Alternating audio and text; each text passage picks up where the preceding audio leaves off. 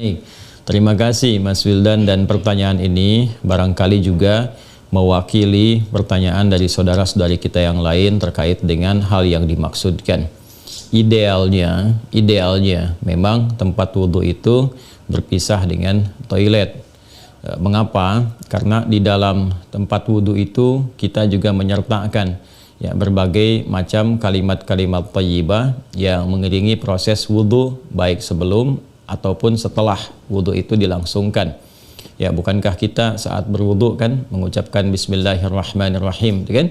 Sebagai mula kita mengerjakan segala kebaikan dengan dasar yang Nabi sabdakan, kullu amrin tibalin la yubda'u fihi Bismillahirrahmanirrahim fahuwa abtar. Dan itu juga sebagai ekspresi ungkapan gambaran atas niat yang kita tujukan dari wudhu itu, kita arahkan untuk mendapatkan ridha Allah Subhanahu wa ta'ala.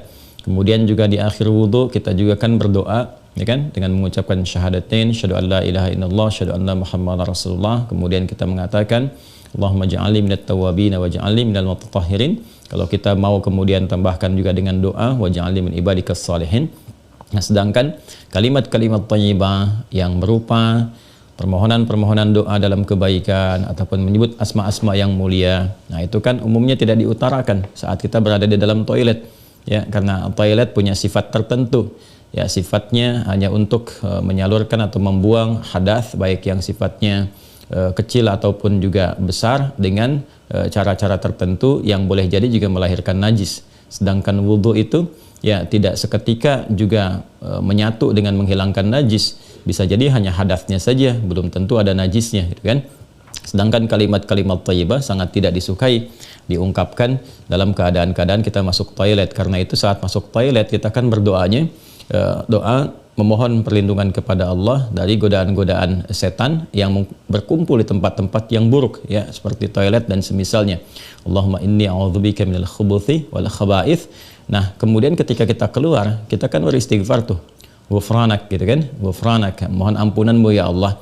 Nah, ada yang mendetilkan itu, kenapa kita minta ampunan ketika keluar? Karena kita menahan diri dari pengungkapan kalimat thayyibah yang biasanya kita ucapkan di setiap tempat, gitu kan, istighfar, sholawat dan sebagainya. Nah, ketika itu terputus saat masuk toilet, ya, seakan-akan ada sifat tawadhu, kita memohon ampunan karena nggak mampu mengungkapkan, karena itu tempat yang tidak pantas, gitu kan, diungkapkan itu di tempat yang tidak sesuai. Maka ketika keluar kita mengatakan ghufranak kalau ada hal-hal yang tidak tepat di dalam dan tidak mampu mengerjakan hal yang biasa kita kerjakan. Itu adab saja, takdib di dalamnya. Nah, karena alasan inilah akan lebih bagus kalau tempat wudhu itu bisa terpisah sendiri dengan toilet, sehingga nanti kesempurnaan hal-hal yang mengiringi bisa dilakukan. Bila pun memang keadaannya tidak memungkinkan dan hanya ada itu dan bisa didapatkan di dalam berbagai kondisi, ya, Anda ke mall misalnya kan, tidak ada tempat spesifik wudhu, taruhlah gitu, demikian kondisinya, atau bahkan dalam kondisi tertentu, bahkan saat haji atau umrah yang begitu padat tempat wudhunya misalnya, dan Anda hanya menemukan ada toilet tapi ada keran yang disiapkan terpisah, gitu kan, di dalamnya itu. Nah, ini kondisi-kondisi demikian masih memungkinkan. Ya, jadi kalau ada kondisinya sifatnya tidak terpisah keadaan tempat wudhunya, maka tidak ada masalah ketika Anda berwudhu dalam keadaan juga menyatu tempatnya dengan toilet, karena kaidah juga mengatakan ad-daruratu tubihul mahdharat. Kondisi-kondisi yang mendesak itu, kondisi-kondisi yang tidak biasa itu membolehkan, bahkan yang terlarang pun asalnya diperkenankan. Nah, ini kan sifatnya tidak terlarang, hanya tidak disukai, gitu kan, makruh sifatnya, nggak ada nas haram di dalamnya, tapi sifatnya tidak disukai. Tidak disukainya itu karena kita tidak bisa mengungkapkan hal-hal baik yang mungkin kita bisa lakukan, ya, saat kita berwudu. Jadi kita berdoa harus keluar dulu setelah selesai wudu, gitu kan, baru kemudian kita bisa berdoa. Ataupun Bismillahirrahmanirrahim hanya kita bisa ungkapkan dalam hati, nggak bisa kita lafadzkan, gitu kan.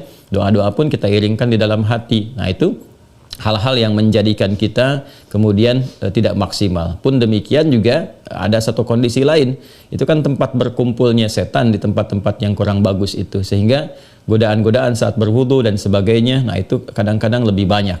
Nah, ini tentunya juga di satu sisi tidak berlaku juga, ya, kondisi ini saat misalnya kalau mandi besar, kadang-kadang kan juga tempatnya menyatu juga dengan toilet, kan mandi besar juga berlangsung wudu di dalamnya, kan?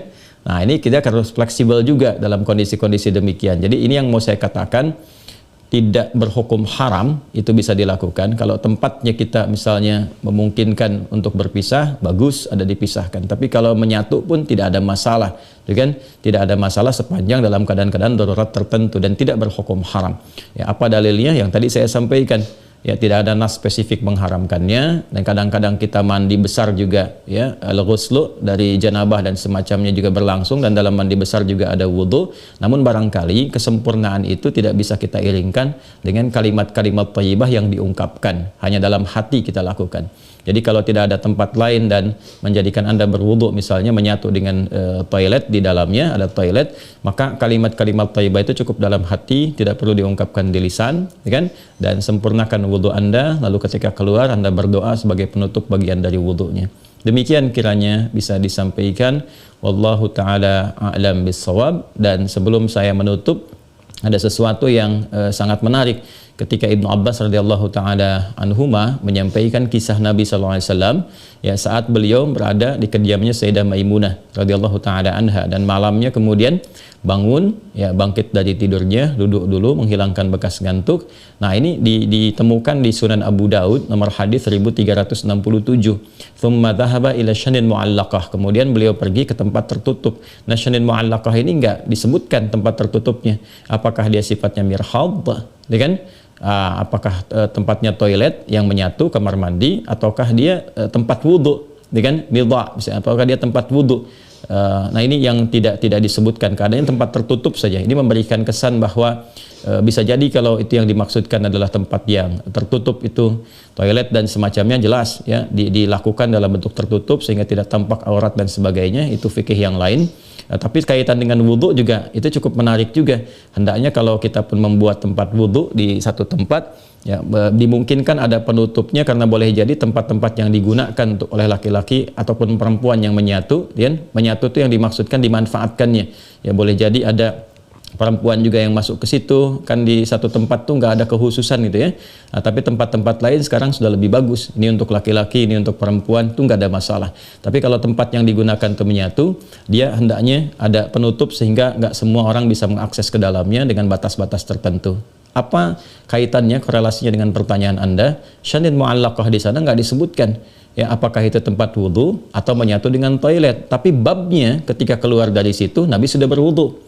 Ya, sedangkan keterangan tentang seputar wudhu Nabi dan bangkit di malam hari itu disertakan juga dengan janabat. Artinya apa? Di kondisi-kondisi tertentu kan mandi, ya kan? Dalam mandi itu kemudian ada proses wudhu dan sebagainya. Ini menunjukkan kesan bahwa dalam mandi itu kan ada, selain hadas juga ada sifat-sifat lain yang dibersihkan, ya kan? Bisa jadi juga yang mengandung najis seperti buang air kecil, ya, dan sebagainya kan menyertai dalam mandi itu.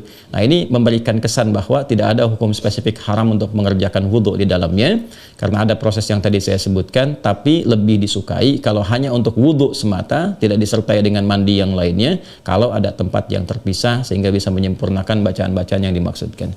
Demikian Mas Wildan, ya, semoga bisa dipahami dengan baik.